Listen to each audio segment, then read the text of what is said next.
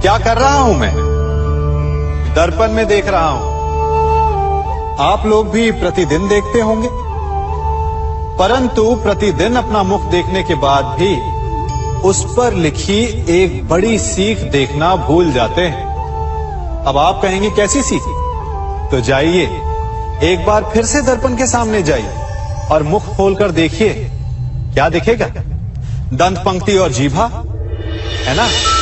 अब विचार कीजिए, दंत जन्म के पश्चात आते, एक नहीं 2 बार आते, परंतु मृत्यु से पूर्व नष्ट हो जाते हैं। और जीभा जन्म पहले से होती है, परंतु मनुष्य के मृत्यु के पश्चात भी उसके अस्तित्व में रहती है ना? आश्चर्य की बात। दंत कठोर होते हैं, जीभा कोमल, परंतु फिर भी दंत नष्ट हो जाते हैं, जीभा नहीं होती। यही रहस्य है कि हठी और कठोर लोग शीघ्र नष्ट होते हैं और कोमल लचीले आवश्यकता के अनुसार स्वयं में परिवर्तन ला सकने में सक्षम लोगों का ही अस्तित्व रहता है। अर्थात परिस्थितियों के अनुसार स्वयं को लचीला बनाना सीखिए और आपका जीवन सरल हो जाएगा। संबंध एक सहारा होता है जीवन का, और संबंधी वो होते हैं जिनसे आवश्यकता पड़ने पर सहायता मांगी जा सके, जिन पर विश्वास किया जा सके कि बुरे समय में वो हमारे काम आएंगे। कभी ऐसा भी हुआ होगा कि आपके पास कोई सहायता मांगने आया, या ऐसा भी हो सकता है कि आप किसी के पास सहायता मांगने गए हैं। परंतु प्रश्न ये उठता है कि क्या केवल किसी के मंतव्य में उसकी सहायता इसीलिए कर देनी चाहिए क्योंकि वो आपका संबंधी है? अब आप कहेंगे कि ये कैसा प्रश्न हुआ?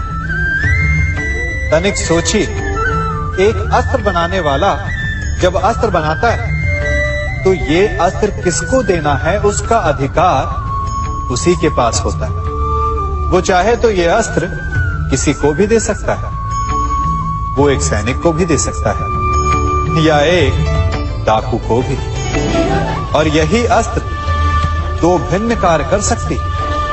यदि डाकू के हाथों में आ गई तो उसका भय दिखाकर वो लोगों को लूटेगा, निरअपराधों का रक्त बहाएगा। सहायता करने वाले की भी अवस्था ऐसी ही होती है। इसलिए किसी की सहायता करने से पूर्व ये विचार कर लेना आवश्यक है कि किसे क्या, कब और कितनी सहायता देनी चाहिए कि उसका दुरुपयोग ना हो। यदि आपकी सहायता से कोई अधर्म हुआ तो उसके उत्तरदायी आप ही होंगे। जीवन में कई बार ऐसे अवसर आते हैं कि आप लोगों से मिलने जाते हैं और उनसे कुछ आकांक्षाएं भी रखते हैं, और कई बार जीवन में ऐसे अवसर भी आते हैं कि लोग आपसे मिलने आते हैं। इसलिए अतिथियों का सम्मान करने से पूर्व सदा कुछ बातों को स्मरण रखना आवश्यक होता है। यदि कोई आपके पास मिलने आता है तो उसके 3 कारण हो सकते हैं। पहला कारण होता है भाव, दूसरा अभाव और तीसरा प्रभाव। तो जैसा अतिथि उसको वैसा ही सम्मान दे। यदि आपके पास कोई भाव से आए तो उसे केवल आपका प्रेम चाहिए, आपका सानिध्य चाहिए, और यदि कोई अभाव में आया तो उसकी उतनी सहायता अवश्य करें जितना आप करने में सक्षम हो, परंतु इतनी अधिक भी ना करें कि वो उस सहायता का दुरुपयोग कर बैठे। और यदि कोई प्रभाव में आया तो स्वयं पर अभिमान ना करें, क्योंकि कभी न कभी जीवन में आप भी भाव, अभाव और प्रभाव के चक्रव्यूह में फंस सकते हैं।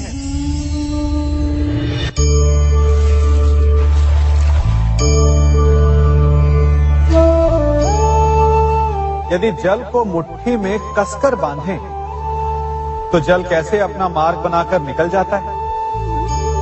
इसी धारा की भांति यही अवस्था हमारे अपनों के साथ भी होती है। अधिकतर हम जिनसे प्रेम करते हैं, हम सदा उन्हें अपने समीप रखना चाहते हैं, स्वयं से दूर नहीं होने देना चाहते।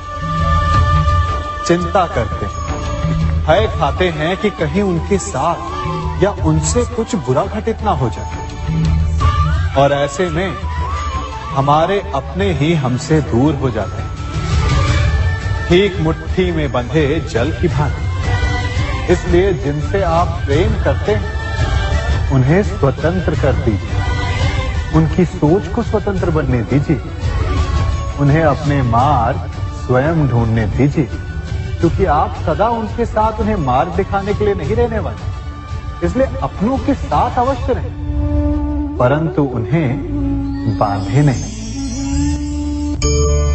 जन्म के पश्चात बालक जब पहली बार अपने नेत्र खोलता है, तो उसका मन उत्सुकता से भरा होता है कि ये संसार क्या है, उसे क्या दिख रहा है। ये उसके जीवन का नया आरंभ होता है। परंतु जैसे हम धीरे धीरे बड़े होने लगते हैं, अनुभव अर्जित करते हैं, हमारे मन की उत्सुकता, हमारे जीवन का चाव होने लगता है। तनिक सोचिए, जब हम सुबह सोकर जगते हैं, अपनी आंखें खोलते हैं, तो उसे ही हम अपने जीवन का प्रारंभ समझ ले, तो सुबह से लेकर संध्या तक के समय को ही अपने जीवन जीने का समय समझ ले, तो कितनी स्फूर्ति आ जाएगी आप, कितने काम कर पाएंगे आप, कितने लक्ष्य अर्जित कर पाएंगे। पलों से मिलकर घड़ी बनती, घड़ी से मिलकर प्रहर, प्रहर से मिलकर दिन बनते हैं, और दिनों से माह और वर्ष। यदि आप अपना हर पल, हर प्रहर विश्वास से, हर दिन उत्साह से जिए, तो आपका संपूर्ण जीवन सार्थक हो सकता है। मनुष्य अपना जीवन विश्वास पर जीता है, परंतु विश्वास किसका? तनिक सोचिए, किस पर विश्वास है आपको? महापुरुषों की कही बातों पर, ग्रंथों में लिखे ज्ञान पर, माता पिता की सीख पर, या मित्रों के दिए गए निर्देशों पर, या फिर मेरी कही बातों पर? ये सब विश्वास अपूर्ण है जब तक आपको स्वयं पर विश्वास ना हो। यदि विश्वास करना है तो पहले अविश्वास करने के विज्ञान को भी सीखना चाहिए। आप किसी की बातों पर विश्वास न करें, आप अपने मन से पूछें, अपनी अंतर आत्मा से प्रश्न करें, और जो उत्तर मिलेगा वही सबसे उचित होगा। जब आप अपने मन, अपनी अंतरात्मा पर विश्वास करना सीख जाएंगे, तो नीति ज्ञान सब आपके भीतर से स्वतः उमड़ेगा। और यदि आप स्वयं पर ही विश्वास ना कर पाए, तो धर्म ग्रंथों में लिखे श्लोक, महापुरुषों की वाणी, माता पिता की सीख या मित्रों का निर्देश कोई भी लाभ नहीं दे पाएगा। एक पिता होने के नाते आप अपनी संतान के लिए क्या करते हैं? उसके लिए बहुत सारी सुविधाएं जुटाते, बहुत सारा धन कमाते हैं ना? और क्या आपको ऐसा लगता है कि यही उचित है आपकी संतान के लिए? इस पंछी को देख रहे हैं, ये भी संतान को जन्म देता है, उन्हें पालता है, पोसता है, उड़ना सिखाता है, और भोजन का प्रबंध भी करना सिखाता है। परंतु उनके बड़े हो जाने के बाद उनके लिए अलग से घोंसला नहीं बनाता। क्यों? क्योंकि यदि इसने संतान को सब कुछ करके दे दिया, तो संतान क्या करेगी? वो अपनी संतान को तब तक भोजन कराता है जब तक उसकी संतान स्वयं भोजन का प्रबंध करने में सक्षम नहीं हो जाती। और उसका लाभ यह मिलता है कि उसी की भांति उसकी संतान आत्मनिर्भर बनती है। इसलिए अपनी संतान को उतनी ही सुविधाएं दें जितनी आवश्यक है। मोह को त्यागें। आपका उनसे मोह उन्हें कभी आत्मनिर्भर नहीं बनने देगा। अपनी संतान को कर्म करना सिखाइए। यदि आपकी संतान कर्म करना सीख गई तो वो धन स्वयं कमा लेगी। और यदि वो आलसी अकर्मण्य बन बैठे तो आपके संचित धन का भी नाश कर देगी। संसार में सबसे बड़ा संबंध कौन सा है? अब आप पूछेंगे कि यह कैसा प्रश्न हुआ? इसका उत्तर तो बड़ा सरल है, यही ना? परंतु इस प्रश्न के भी कई उत्तर हैं। कोई कहेगा माता और पुत्र का संबंध, तो कोई कहेगा पिता पुत्री का संबंध, तो कोई पति पत्नी का, और तो कोई भक्त और भगवान का संबंध।